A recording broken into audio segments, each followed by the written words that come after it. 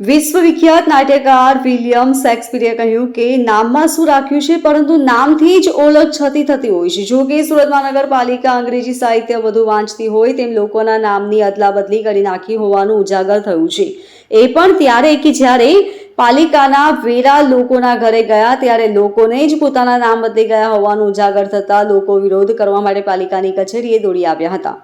Limbayat zone office દ્વારા વેરા bill લોકોના ઘરે મોકલવામાં આવ્યા હતા, જેમાં 126 મિલકતદારોના નામ વેરા બિલમાં બદલાઈ ગયા હતા।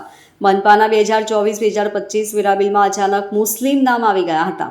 હિન્દુ મિલકતદારોના વેરામાં મુસ્લિમ નામ આવી જતા લોકોમાં રોષ જોવા મળ્યો હતો। વેરા બિલમાં નામ બદલાઈ જતા લિંબાયત ઝોન પર લોકોનો મોરચો આવ્યો હતો, જ્યાં બિલ બતાવવાની સાથે સાથે લોકોએ ઝોન ઓફિસ બહાર વિરોધ દર્શાવી તાત્કાલિક નામ બદલ કરવા માંગ કરી હતી। લિંબાયત ઝોનના અધિકારી અજય જગતાપે કહ્યું કે આ ભૂલ થઈ હોવાનું અમારી સામે આવ્યું છે।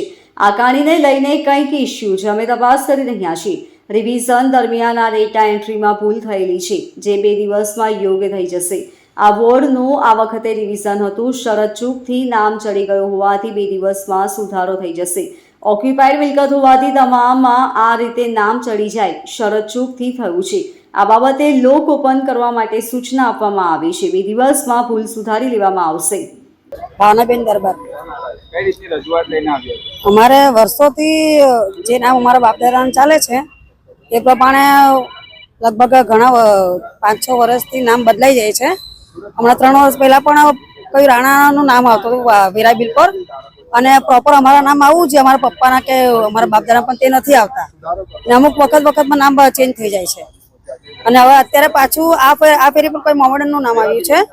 અમારી એ જ રજૂઆત છે કે અમને આ દર વખતે આવી રીતે આવવું પડે કામ ધંધા છોડીને, અને હવે અમારા આવી રીતે નવરાશ નથી હવે આવવા માટે, તો અમને આનું કઈ નિરાકરણ જોઈએ છે। આ 126 રેલ રાહતમાં 126 મકાન છે, પૂરેપૂરા 126 મકાનમાં આ રીતનું નામ બદલાઈને આવ્યું છે। Bureau report LK star news, Surat.